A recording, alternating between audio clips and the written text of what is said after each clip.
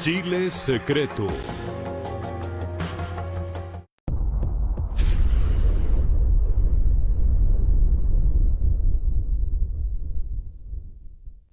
Siempre nos han hablado de la gran belleza paisajística de la isla de Chiloé y en los libros de textos escolares de su mitología, reducida a 4 o 5 monstruos un poco ridículos y la sombra legendaria, un poco añeja, del brujo Chilote.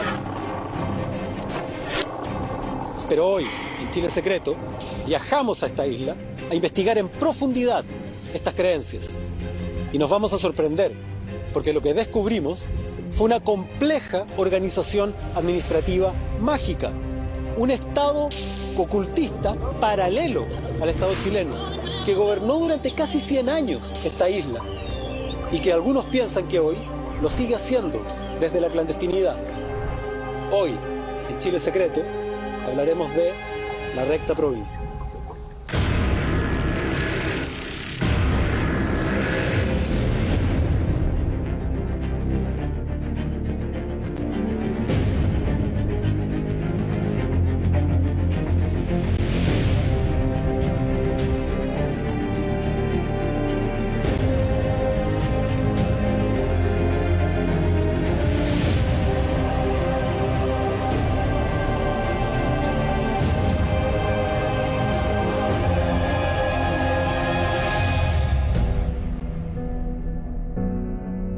La Recta Provincia fue una realidad que duró más de 100 años allá en el archipiélago de Chiloé. Provocó muertes y esa Recta Provincia puede hoy día, entre comillas, resucitar. La Recta Provincia se levanta como un organismo de resistencia contra los abusos de esta gente que ha invadido la región. Deciden enfrentarse, pero no en un enfrentamiento como de guerra, como lo que vamos a ver con los araucanos, sino que de poder. Y entonces un poder era la magia. Esta especial formación va a ir creando justamente como un tipo de gobierno distinto al estatal. El Estado, digamos, miró o apocó, digamos, la organización de las comunidades indígenas en este caso, y evidentemente les salió, digamos, una sorpresa no menor cuando se dieron cuenta de que existía una organización de varias islas y que tenían sus propios nombres, tenían sus propios reyes. Entonces viene una redada para capturar a todos los que tuvieran fama de ser brujos. Y le aplicaron el derecho penal que en ese tiempo existía. Los consideraron que eran organizaciones que estaban creadas para cometer delitos.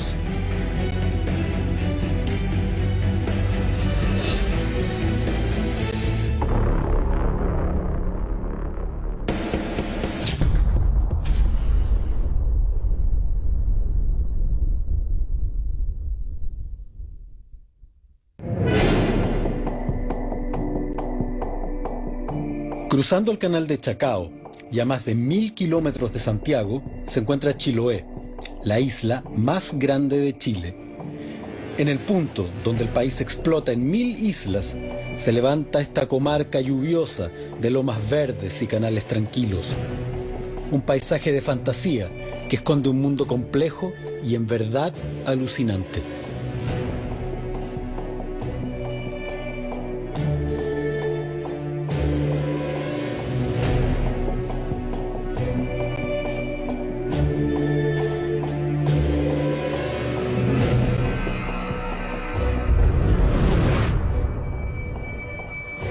Antes de la llegada de los españoles, Chiloé estaba habitado por chonos y huilliches, grupos organizados en torno a una administración central de orden comunitario, formado por una red, ya en ese entonces, de machis y curanderas, principalmente mujeres, fundamentales para la época.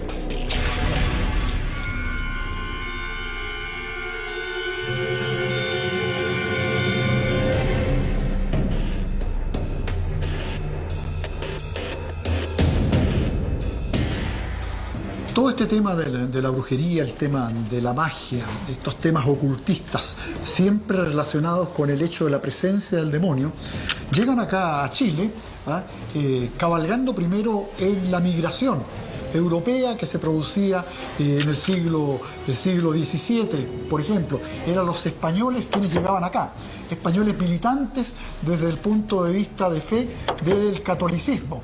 Y el catolicismo estaba poblado de la presencia del hecho demoníaco, era algo común. Pero además acá se producen los sincretismos con las creencias populares que tenían los pueblos originarios. Y esos sincretismos fueron dando vida a una presencia permanente de estas situaciones relacionadas con el mal.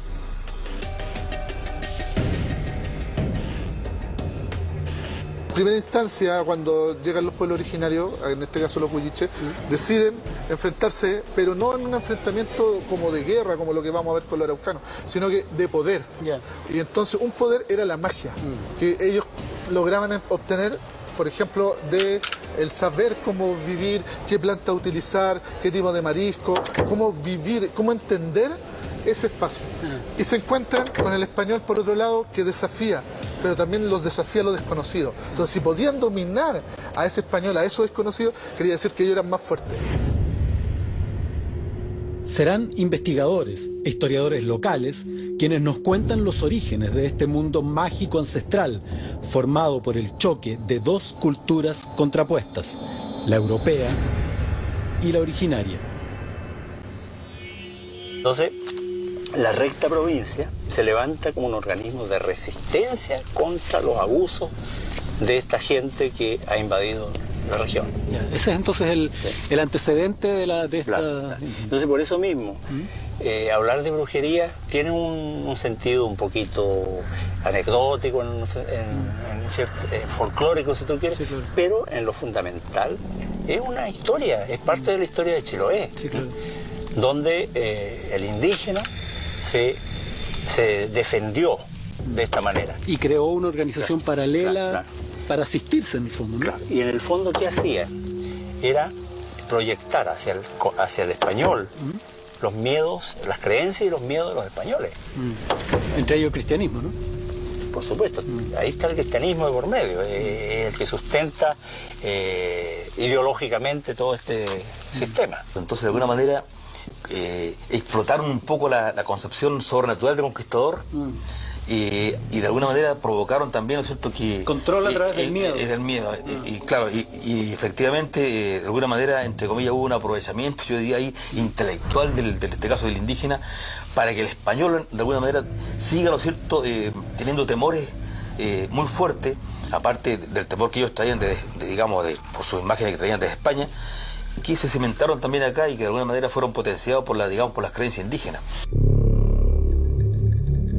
Nos trasladamos a la comuna de Dalcahue, específicamente a la localidad de Tenaún, porque frente a la iglesia de Nuestra Señora del Patrocinio de Tenaún, en la bahía frente al pueblo, está el lugar preciso donde se produce el origen mitológico de la recta provincia.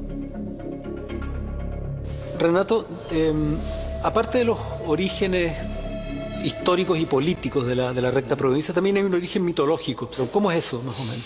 Sí, mira, eso tiene que ver con José de Moraleda y Montero, un alférez real que hace levantamientos de cartas de navegación a fines del 18 acá en Chiloé. Personaje histórico, absolutamente. Histórico. Son las primeras cartas de navegación serias, así, muy bien documentadas. Y el hombre, cuando en un momento, ¿no es cierto?, se va a España de vuelta.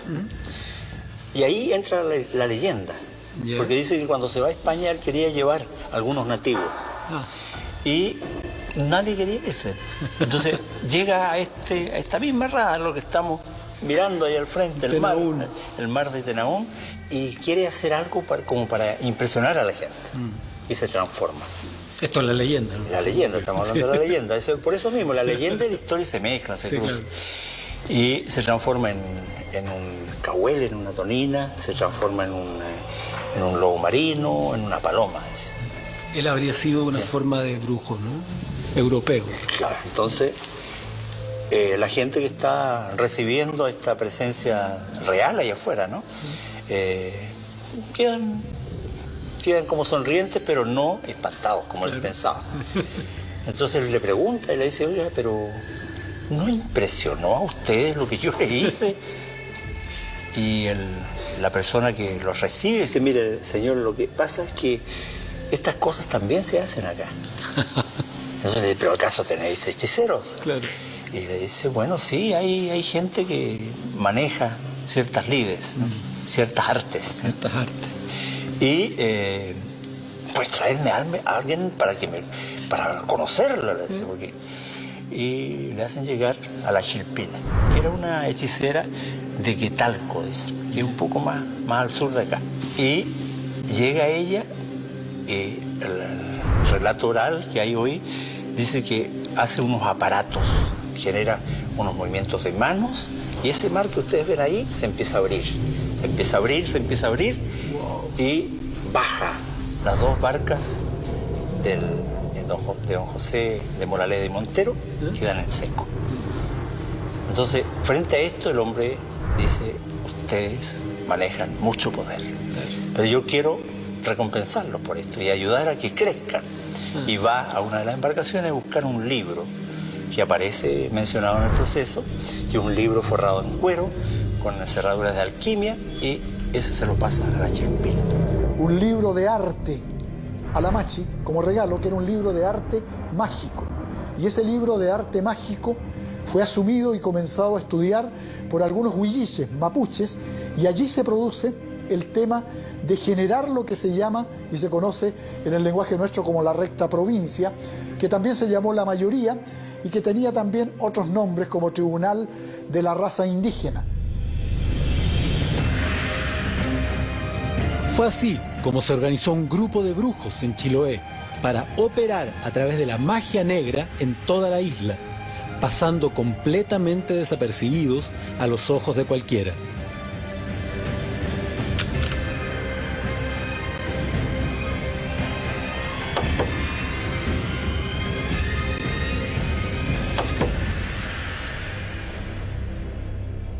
¿Cómo reconozco un brujo? Hay varias formas. Una de ellas, como yo te decía, el brujo nunca te va a mirar de frente, nunca te va a hablar. Siempre, por lo general, se le escucha que murmulla. ¿Ya? La verdad que a mí me han dicho que cuando ellos murmullan es porque están diciendo alguna oración cristiana al revés, como el Padre Nuestro, ¿ya? Entonces siempre se escucha eso. Se acerca mucho al satanismo. Al satanismo, ¿no? O sea, esa es la claro. influencia europea en el chamanismo. Claro, pero llama la atención que no aparece el diablo, como en la zona central, sino que es asociarse a las fuerzas que tiene la naturaleza. Perfecto. ¿Ya? Utilizar esas fuerzas para el mal. De hecho, o para tu bien propio, más que el mal. Entonces, de hecho, hay un río que es muy famoso, que es el río Chepu, en Chiloé, que es donde se produce el bautizo de los brujos. Es decir, ellos van en noches de luna a bañarse y sacarse todo el bautizo cristiano.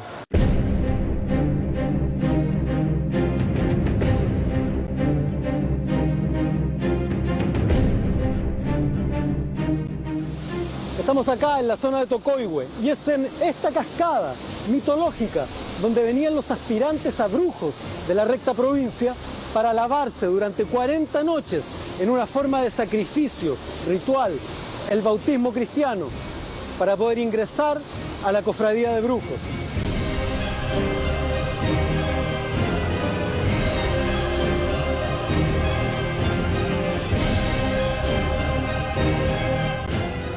Oye, Renato, una de las revelaciones que se hace durante el proceso es la forma en que se hacía la iniciación de un brujo. Claro. Y estamos quizás en uno de los lugares mitológicos más importantes de todo este tema de la recta provincia, claro. Que es la cascada de Tocoihue. Sí. La catarata le decimos nosotros acá. Catarata. Porque una tiene un salto de más de 80 metros. Es una maravilla, aquí la estamos viendo. Sí. Los traiguenes. Así se dice en Mapudungún. Los traiguenes. Los traiguenes que son muy comunes en la isla, porque tú te das cuenta. Sí. Aquí tenían que estar bajo el traiguén, no en la mitad, seguramente a un lado, durante 40 noches. ¿Cuál era el objetivo? Limpiar el bautismo. Limpiar el bautismo. O sea, por eso, purificarlo de ese compromiso que en un momento contrajeron, y que no era el suyo. Entonces, para ingresar a esta cofradía era necesario llegar limpio. Otro de los procesos por los que tenía que pasar un aspirante era la fabricación del macuñi, ¿no? ¿En qué consistía esto? El macuñi se traduce como chaleco. ¿Ya? y que, bueno, la forma de obtenerlo era diversa, pero la más común era de piel humana. ¿Ya? De piel humana, que mediante una curación de esa piel se transformaba en una especie de animalito que se adhería al cuerpo como un corsé. Ah, tenía vida. Tenía vida, eso es lo interesante. De hecho, ese animalito, ese macuy, le avisaba cuando había gente cerca, con un gritito que decía, chey, chey, chey. Chey, chey, gente, ¿no? Gente. Claro. Y este macuy era como el gran arma, ¿no es cierto?, que ponía el brujo porque le permitía elevarse, le permitía volar. Y además emitía unas lucecitas, que era lo que la gente veía. ¿Cuál era este tercer elemento del que tenían que disponer para ser considerados como parte de la cofradía también? Bueno, el chayanco es de uso para algunos, no para todos. Los machis, por ejemplo, usaban el chayanco, que era el chayanco revisorio o la mapa, era una especie de circuito cerrado de televisión. Sí, tal cual. Se describe como una fuente de agua, una especie de espejo, pero de piedra, de donde ellos miraban... Una pantalla. Una pantalla. Miraban allí y veían lo que querían saber. Finalmente era la búsqueda de quién estaba provocándole un mal a tal persona. Son aparatos, ¿no? Claro, Una especie de sí. tecnología mágica. Claro. Pero además de eso usaban otros elementos más, sobre todo los que tenían que ver más con la medicina. ¿Ya? Estaba, por ejemplo, el cuerno del camagüeto. ¿Ya? Que ese es como la piedra filosofal de la farmacopea popular, que hoy se sigue usando.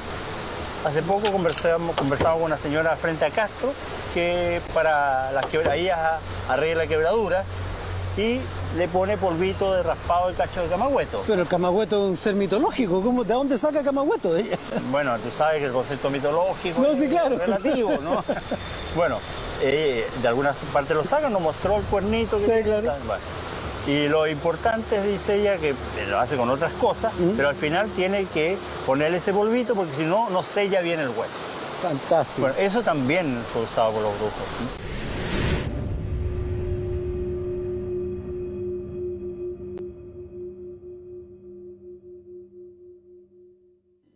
Hasta este punto, todo parece normal. Nada distinto a la postal chilota que aprendemos en la escuela o en recopilaciones de leyendas. Pero hubo un hecho determinante, un momento en que esa leyenda chocó con la realidad y cambió para siempre la historia de la recta provincia. Era 1879 y habían asesinado a un brujo. Un homicidio cometido por los hermanos Raín, el cuerpo acuchillado de Andrés Nétor. Podrían haber sido un asesinato cualquiera, investigado por los tribunales de Ancud.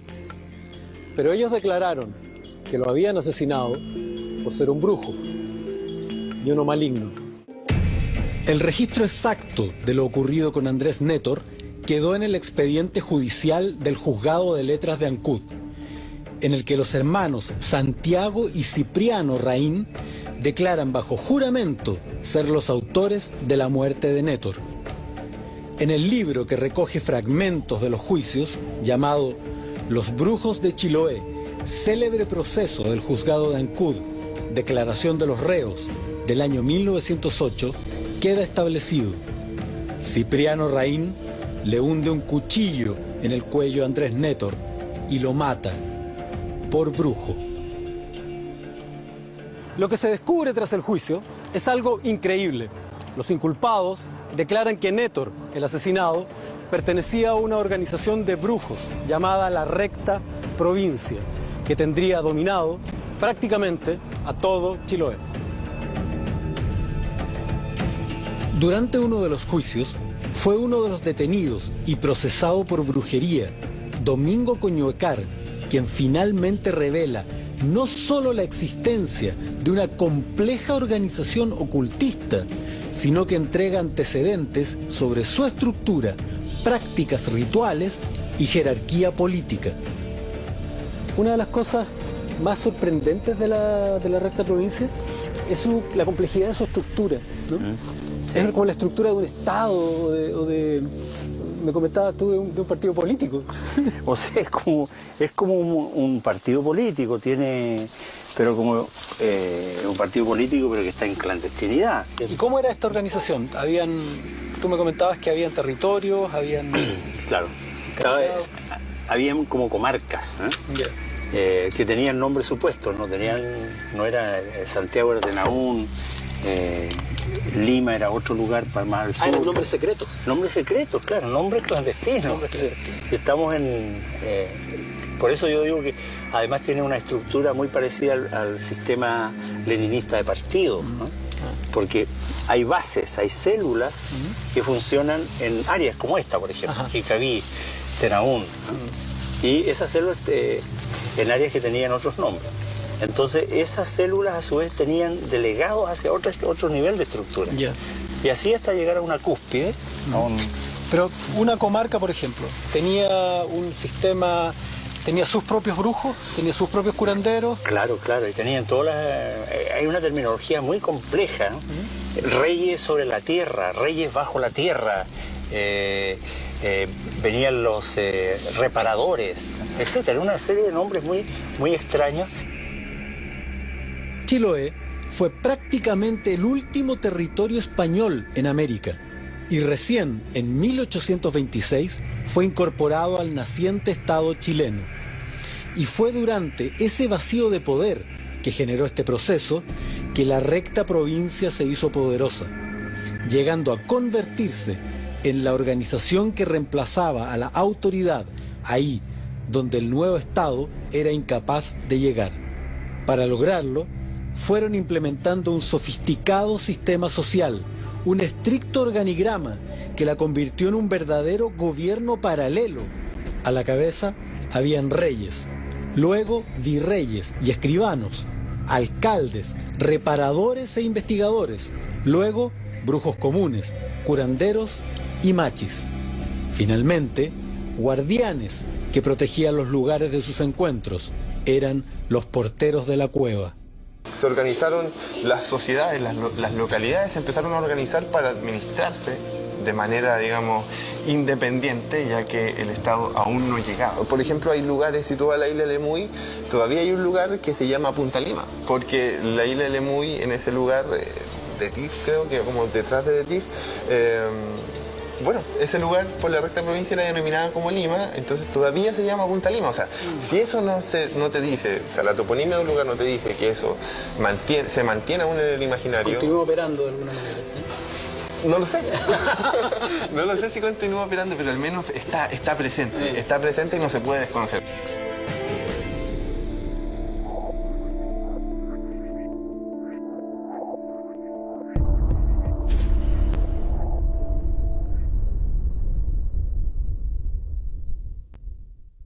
Los habitantes de Chiloé comenzaron a ser víctimas de prácticas mafiosas de parte de los brujos. Tuvieron que pagar por protección, incluso comprar seguros contra brujería. Hacían cualquier cosa por no ser víctimas de los brujos de la recta provincia. El poder de la recta provincia se hizo cada vez mayor y aumentaron sus miembros. La organización creció de forma exponencial y con ello la calidad de sus integrantes comenzó a decaer. Se admitió gente sin tomar en cuenta el largo aprendizaje de antaño. El poder y el dinero comenzaron a hacerse importantes. La corrupción y la decadencia no se hicieron esperar. Se había convertido al final la recta provincia en una forma de mafia que ofrecía protección, cobraba, claro. Había corrupción. Esa fue la decadencia ya, siglo XX especialmente, se empezaba a cobrar. Eso, existían los seguros para brujería, ¿no? Claro, seguros contra males nocturnos, ¿no? Seguros contra males nocturnos. Claro, así se llamaba. Sí. Esa es la parte más anecdótica de esto, sí, claro, ¿no? Sí, claro. Sí. Ahora, lo interesante de esto es esta especie de construcción acá de una comuna en Chiloé, una comuna política, ¿no? Un Estado dentro del Estado. Normalmente estas agrupaciones que se dedican a prácticas, como digo, violatorias de la dignidad humana, pero que tienen que ver con brujerías, ¿ah? Se preocupan de hacer daño al entorno. Y eso es lo que están frecuentemente realizando. Están lanzando abominaciones hacia las personas porque el propósito de ellos es dañar a la sociedad toda. Y estos grupos, respecto a sus militantes, aplican técnicas pedagógicas que los inhiben absolutamente desde el punto de vista de una voluntad libre y se transforman en verdaderos esclavos de lo que dicta como conducta el que es el líder. Y el líder siempre ejerce un mando de tipo autoritario, dictatorial, en el que quienes tienen que ejecutar las conductas que se les exigen, aunque tengan conciencia de que están realizando delitos, no tienen ni una capacidad para oponerse a lo que el Señor de Señores está ordenando como comportamiento. Cada uno de los contribuyentes, como eran denominados los habitantes de la isla, podían recurrir a la recta provincia para solicitar sus favores. Se elevaba una solicitud escrita dirigida al alcalde de la zona mágica que correspondiera. Podía ser por una disputa de terrenos, un conflicto personal o incluso una venganza justificada. La recta provincia enviaba investigadores que comenzaban una guerra mágica que podía terminar con alguien presa de algún mal, animales muertos o simplemente la destrucción de toda una familia. Los contraataques, usando machis o hechiceros, podían ser feroces. Males, entierros, flechazos, trabajos en la forma de bolsas con tierra de cementerio, atados con cabellos humanos, venenos y conjuros eran habituales. Estamos en plena Plaza de Armas de Ancud. Y fue en esta ciudad, en 1880, cuando Martiniano Rodríguez, el gobernador de Chiloé, decide algo insólito: enjuiciar brujos. Sí, brujos, curanderos, machis, brujos de la zona de Chiloé, organizados, al parecer, en una siniestra organización llamada Recta Provincia, Tribunal de la Raza Indígena o La Mayoría. Un grupo estructurado sin precedentes en la historia de nuestro país. Los procesos judiciales en contra de la Recta Provincia datan más o menos de 1880 y son incentivados en gran parte por el intendente. De alguna forma él estaba bastante preocupado con todo este poder dentro del poder, un Estado dentro del Estado que existía en Chiloé. Entonces la mejor manera de atacar y detener justamente este poder era a través de un juicio.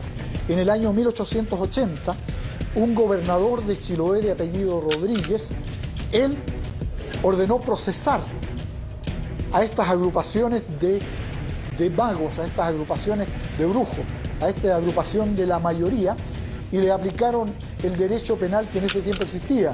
Los consideraron que eran organizaciones que estaban creadas para cometer delitos. A partir del año 80-81, después que se produce la persecución muy fuerte por el intendente de Chiloé, Luis Martiniano Rodríguez, efectivamente, digamos, esta organización comienza un proceso de desintegración muy fuerte.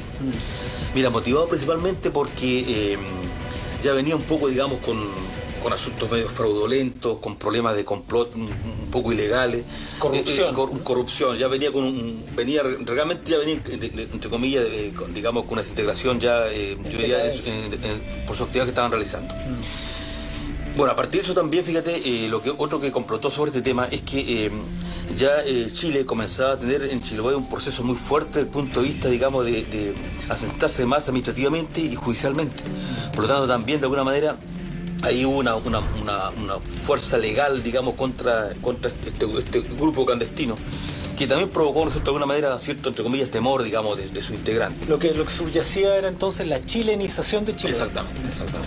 Y posteriormente, ¿no es cierto?, también yo diría, mira, que la influencia también de la Iglesia, en este caso, que fue muy mal visto por esta situación, y que provocó también esta especie de desintegración de esta recta provincia constituida mayoritariamente por indígenas. Entonces viene una redada para capturar a todos los que tuvieran fama de ser brujos, reconocidos como tales por las comunidades. Una redada de una racia del Estado chileno. Sí, por supuesto. Sale por una instrucción del juzgado de Ancud.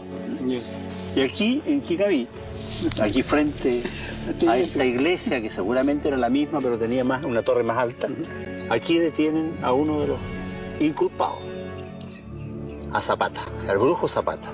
El gran brujo, Claro. Zapata, ¿no? Sí. Y el Zapata lo detienen acá y lo obligan a elevarse, a volar. ¿eh? Para probar que era brujo, ¿no?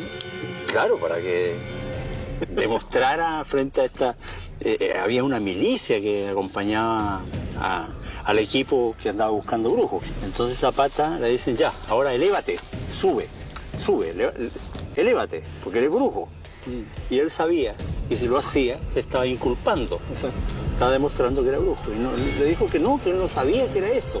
Bien. Y él no podía elevarse. Entonces le dijeron, si no te elevas, te matamos. Frente a esa disyuntiva, el hombre dice que empezó a levantarse.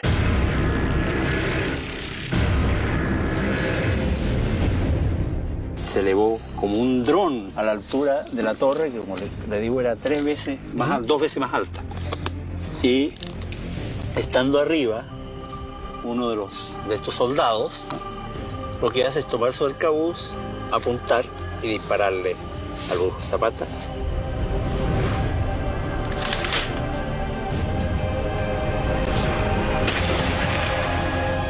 Quien cae como un saco de piedra al suelo.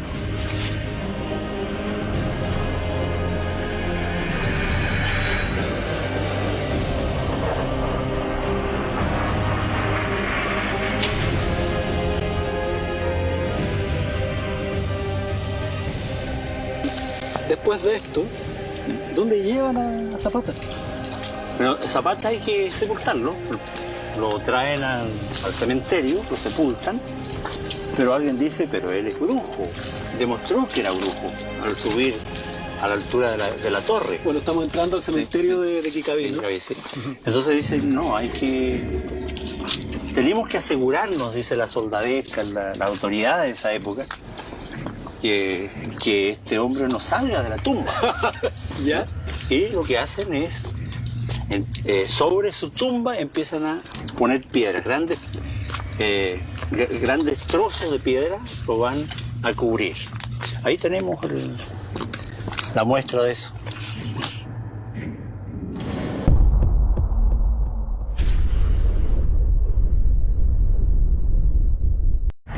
Con el juicio de los brujos en Chiloé, muchos de los sospechosos huyeron a Puerto Montt, a Punta Arenas o a Coyhaique. Incluso varios de ellos cruzaron la frontera hacia Argentina. Y el golpe de gracia, yo te diría que fue, digamos, el año 81, cuando fueron encarcelados estos, entre comillas, supuestos brujos. Y en esa desintegración, los miembros que alcanzaron a huir, porque hubo como 2 o 3 personas que lograron huir, digamos, de esta persecución que se le hizo, de este encarcelamiento. De alguna manera se refugiaron principalmente en las islas del mar interior y en lugares donde no se podía, la gente o la justicia era muy difícil acceder a ello. La jurisdicción, digamos, se trasladaría durante unos tiempos a la ciudad de Castro. Y posteriormente se trasladó un tiempo después a Puerto Montt, también con chilotes que se fueron a ese lugar. O sea, a principios del siglo XX, la mayoría, la recta provincia, se traslada estaría trasladado en Puerto Montt. a Puerto Montt. Posteriormente, en la década del 30 o 40, también se comenta que la mayoría se trasladaría a Punta Arenas. Que no es menor. Porque, imagínate la extensión que por implica supuesto. eso. Y además Punta Arenas tiene una ligación histórica importante con Chiloé. Un nexo absoluto con Chiloé. Exacto. Y digamos, de Punta Arenas nuevamente, volvió nuevamente en algún sector en este momento de Chiloé. Pero entonces, eso no se desconoce. Entonces, podemos, según estos rumores y estos comentarios, podemos decir que la recta provincia regresó a Chiloé. Mira, en este momento, con los antecedentes que se tiene, que digamos que de alguna manera se ha recopilado, estaría operando, entre comillas, en algún espacio de Chiloé. Muy poco tiempo después de este juicio famoso que llenó los titulares de los diarios de Ancud y de Castro, por distintas razones, todas muy extrañas, no quedaba prácticamente ningún brujo encarcelado. Incluso el rey, autodenominado rey de la recta provincia, había desaparecido desde su propia celda. Y no solo eso, a menos de un año después de los famosos juicios, el tribunal de Ancud, ubicado por acá mismo, se incendió.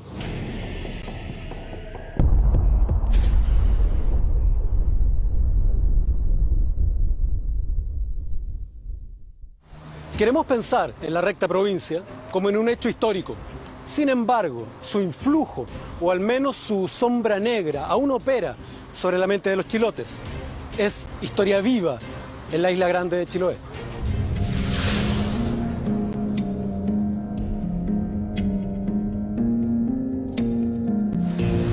Jenny, tú me contabas que no habías tenido experiencias como directas con brujería en Chiloé, pero me contabas algo sobre esta calle, ¿no?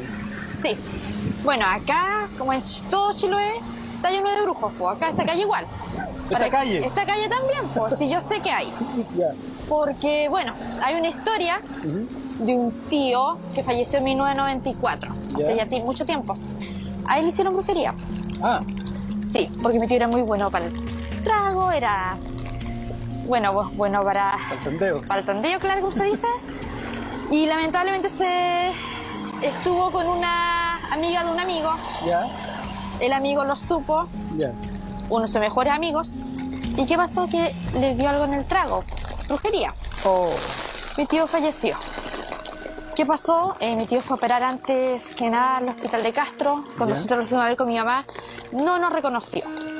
No sabíamos quién era. Estaba totalmente distorsionado, no sabía qué estaba haciendo en el hospital tampoco. Decía cosas que no tenían que ver en el caso. Y esto en un corto tiempo, ¿no? Sí, muy corto tiempo. ¿Y qué pasó? Que al día siguiente lo llevaron a Puerto Montt. Lo fueron a ver sus amigos y sus amigos no lo reconocieron porque era un verdadero monstruo cuando dijeron que lo vieron. Lo reconocieron a él porque mi tío tenía un dedo cortado. Ah, entonces, ¿se había deformado? Sí, se había deformado completamente. Cuando es brujería se hinchan. Entonces mi tío estaba hinchado, no era gordo. Él no era gordo. Y se hinchó. Se llenó de gusanos por dentro. Lleno de gusanos. Que los médicos no sabían qué era lo que tenía. Nunca supieron dar con la enfermedad. Falleció y después que falleció me vino a ver. Porque eso pasa en Chiloé, que los muertos de repente vienen a visitar a sus familiares. ¿Cómo tú te cuidas de estas cosas? Bueno, yo personalmente hay que llevarse bien nomás con los vecinos. Porque de repente hasta por envidia te pueden hacer algo. Uno sin hacer nada, hasta por envidia te hacen algo. ¿Y tú utilizas algo, un amuleto? Mire, yo lo que tengo entendido es que cuando llegan los brujos a las casas, lo que hay que hacer es colocar ajos en las puertas y colocar ruda. Eso se hace. Lo que mi abuela contaba era que ella en 2 oportunidades, su familia tuvo una historia media rara. La primera tiene que ver con cuando la familia de mi abuela toma lugar en la isla. Mi bisabuela en este caso, con mi bisabuelo, vivían en la orilla de la playa en un sector llamado Tentén, que está a unos kilómetros de Castro. Bien, lo que sucede en ese momento es que ellos tienen hijas, tienen varias niñitas. Y mi abuelo trabajaba en faena, sembrando papas, lejos de la casa. Se mantenían solos ellos, ¿no? Claro, entonces mi abuela, en este caso mi bisabuela, cuidaba a sus hijas y también se ocupaba de los quehaceres del hogar mientras el hombre no estaba. Y en algún momento llega un tipo extraño a la casa con dentadura de oro y se acerca a pedirles, quería una sala de reuniones, eso es lo que él quería, y alojamiento. Un extraño pide ocupar tu casa. Claro. Así como, vengo a instalarme casi. Entonces ella le dijo que no. Uno, por un motivo de que era mal visto, y lo otro es que no estaba el hombre en la casa. Es lo más natural del mundo. Claro, y más en esos tiempos que estamos hablando de muchos años atrás. Y la cosa es que a medida que el tipo se iba apareciendo cada vez más, ella también le iba diciendo que no. Ah, insistía. Insistió varias veces, y lo que sucedió en el camino fue que empezaron a morir las hijas. Murieron 5 hijas. ¿Niñas? Sí. Enterraban a una y mientras iban a enterrar a una estaba muerta la otra. Así, murieron las 5. Y lo último que hicieron fue consultar a una persona que fuera entendida en el tema, y esta mujer les dijo que lo ideal era que se fueran todos de ahí porque esto tenía que ver con obra del buque de arte. El buque de arte de nosotros es el Caleuche. Entonces tuvieron que migrar de la playa más al centro. También hay una historia alrededor de eso, que una vez apareció un tronco muy grande como una especie de álamo en la playa, en el agua, y por supuesto es leña para nosotros. Así que ellos la tomaron, la ataron a una yunta de bueyes y empezaron a tirar, y a medida que iban tirando hacia la playa, el tronco se llevó la yunta completa hacia ¿Se llevó la yunta? Se llevó la yunta completa. O sea, ¿tú crees absolutamente en estas cosas? Sí, total. Es que es parte de nuestra cultura.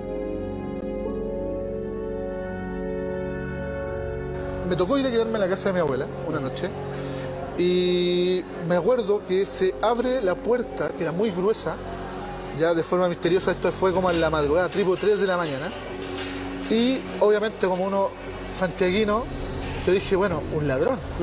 Entonces yo, entre un ojo abierto y el otro cerrado, observaba que se venía acercando hacia mí una figura medio femenina, blanca. Pero no sentía los pasos, sino que yo veía que se acercaba, podríamos decir que levitaba. Y cuando yo estoy durmiendo, veo que esta figura hace una cosa así como que me mira, se observa y se sonríe. Y obviamente uno dice, bueno, con la mentalidad chilena, un ladrón. ¿Qué edad tenías tú? En ese tiempo tendría unos 18, 19 años. No era un niño, no estaba confundiendo las cosas. Entonces tomo vuelo, empuño mi mano y voy a golpear y paso de largo. En el asombro busco los fósforos, prendo la vela y miro y la puerta estaba abierta, no había nada. Toda la noche me acordé, me puse a rezar, Padre Nuestro, etcétera, etcétera, credos, etcétera. Y le cuento a mi abuela. Porque como ella es la que más sabía, me dice mi abuela, mira, ¿de qué color era la figura que tuviste? Blanca, le dije. Ah, me dice, porque si es negra, eso es un mal presagio para ti. Perfecto. Pero como fue blanca, viene a avisar que algo va a pasar en la familia. Y de hecho, durante ese año tuvimos en la familia 3 muertes de personas cercanas. Bueno, en términos de brujería, más que el tema de la muerte, es el tema de la enfermedad, de provocarle problemas que hagan su vida imposible. Entonces, normalmente nosotros encontramos, por ejemplo, en Chiloé, personas que dicen que hubo un mal que se lanzó a sus ancestros, a sus parientes, a sus padres, a su mamá, a sus abuelos, y que ese mal sigue trabajando de manera perversa en quienes son los descendientes de aquellos que fueron víctimas de ese tipo de agresión de los brujos. Entonces, esa es una situación que está allí permanentemente presente. Las enfermedades normalmente las atribuyen a situaciones que están relacionadas con maleficios, y los maleficios provienen de los brujos. Entonces, aparte del temor, generalmente, como ejemplo, los chilotes van a estar hablando de lo que me pasó a mí, de lo que le pasó a su mamá, a su papá, a sus abuelos, que fueron víctimas precisamente de la acción de hechiceras, de brujos, de brujas que están accionando y que siguen viviendo y habitando y atemorizando a la población allí en Chile. Entonces, lo corriente es que cuando una persona cree haber recibido una acción maléfica, es que recurra en el caso de los católicos, a los sacerdotes para ser limpiados, para que se hagan los procedimientos internos, hasta la posibilidad de un exorcismo. Pero también están las tradiciones de los pueblos originarios. En el caso de los mapuches, el tema de las machis, que de acuerdo a sus tradiciones vernáculas tienen la capacidad de sanar enfermedades y de curar situaciones que tienen que ver con el ataque de entes de carácter espiritual maléficos. Los brujos y la recta provincia fueron un hecho histórico, pero detrás de cada acción y de los procesos judiciales mismos habían personas. Logramos hablar con Ivonne Coñuecar, poeta y descendiente directa de los Coñuecar, juzgados por pertenecer a la recta provincia. Su familia eligió irse de la isla, trasladarse a Argentina, donde la contactamos. Ivonne, es súper importante conocer tu punto de vista sobre la mayoría de la recta provincia en términos históricos, qué es lo que fue. La pregunta es, ¿qué fue para ti, después de tu investigación, tu experiencia familiar, tu experiencia profesional, qué es para ti la mayoría? ¿Qué fue realmente la recta provincia? Para mí la mayoría fue una sociedad de personas muy capaces e inteligentes, mapuche, una resistencia cultural, donde ellos veían que el Estado estaba avanzando de una manera arbitraria, violenta, le estaban quitando sus tierras, Entonces me parece que dentro de esa dinámica para mí son muy respetables todos ellos. Toda resistencia cultural me parece interesante desde el ámbito de lo mapuche, que vamos quedando muy poco, pero lo medular aquí es que yo no los veo como unos brujos, no puedo verlos como brujos, no me lo imagino, porque sería subestimar completamente un movimiento mapuche y mapuche huilliche, pero se va tejiendo esta leyenda negra en torno al movimiento con los mapuches. Que tú hablabas que Mateo Coñuecar, lo mencionaste con el nombre, eran yerbateros, que eran loncos, ¿no? Que eran machis.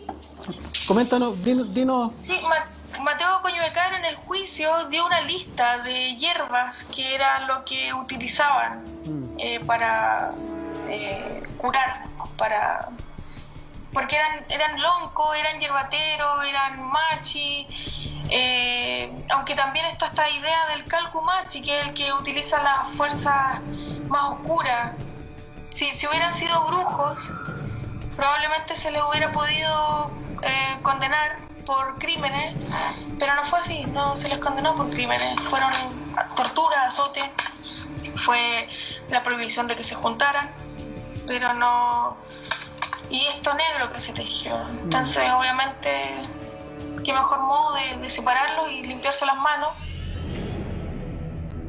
El Estado chileno no consideraba la brujería como delito en sus códigos civiles, de modo que tuvo que perseguir, interrogar, torturar y enjuiciar a los brujos bajo una figura similar a la actual asociación ilícita de la ley antiterrorista.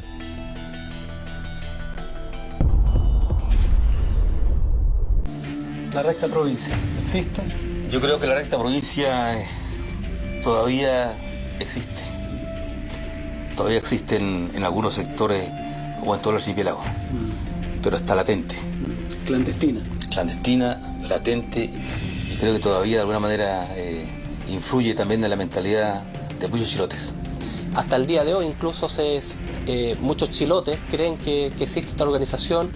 Incluso a mí me ha contactado gente de Puerto Montt que dice que son herederos de la recta provincia. El Estado, digamos, miró o apocó, digamos, la organización de las comunidades indígenas en este caso, y evidentemente les salió, digamos, una sorpresa no menor cuando se dieron cuenta de que existía una organización de varias islas y que tenían sus propios nombres, tenían sus propios reyes, tenían, digamos, sus consejeros. Es bastante impresionante y responde a otro Chile que de repente en la tele o en los libros en general no te muestran, te quieren contar otra cosa. Para mí ellos eran una resistencia cultural y yo les guardo mucho respeto porque me parece increíble el modo de organización, la forma de organización, cómo toman estas herramientas Winca, tal cual como lo hizo Lautaro en algún momento, y con estas mismas herramientas como van a no enfrentarse, sino que intentan convivir. De hecho, en el tribunal de Castro es muy común que un vecino demande a otro por brujo. Hasta el día de hoy. Hasta el día de hoy. Entonces uno puede ir a ver las causas, claro, y los jueces no lo entienden porque no forma parte de la legislación. De esta no legislación. Una figura legal. Claro, entonces le dicen ya, sí, déjelo ya. Pero como te digo, sí forma, creo que todavía se sigue dando. Y si uno empieza ya a conversar, sobre todo con gente mayor, cuando ya gana su confianza, te van a contar una historia muy interesante de estos temas de brujería. Esas sectas son extraordinariamente secretas. Actúan de manera que no se sepa que están haciéndolo. Uno nota el hecho de la existencia cuando hay situaciones que impactan desde el punto de vista público. Entonces, la posibilidad siempre está, no va a tener la influencia de la recta provincia, pero sin embargo, los hechos secretos, los rituales secretos a que se dedican, están allí siempre presentes. Y muchos de esos rituales tienen que ver con el hecho de provocar daño a la sociedad. Tienes sectas, por ejemplo, sectas fanáticas, que han provocado en los últimos años, en Chile y en otras partes, suicidios colectivos, sacrificios rituales. Y esos son rectas provincias que están actuando de manera subrepticia, con otros nombres, pero que provocan tremendo daño a personas, a grupos sociales y, en general, a la sociedad. La historia de Chile es más que lo que hacen 20 generales o 20 presidentes, y mucho menos una larga lista de batallas o de muertos por la patria. La historia de Chile también es lo que hacen sus diferentes pueblos y sus manifestaciones. Lo que ocurrió aquí, en Chiloé, con la recta provincia, fue mucho más que solo una leyenda pintoresca. Fue una riquísima forma de organización social que surgió espontánea en el corazón de la gente del archipiélago y que fue destruida violentamente, en parte por su propia decadencia, pero también por un Estado chileno que tiende a ver en toda diferencia cultural una amenaza. Esto fue Chile Secreto y nos vemos en otro capítulo.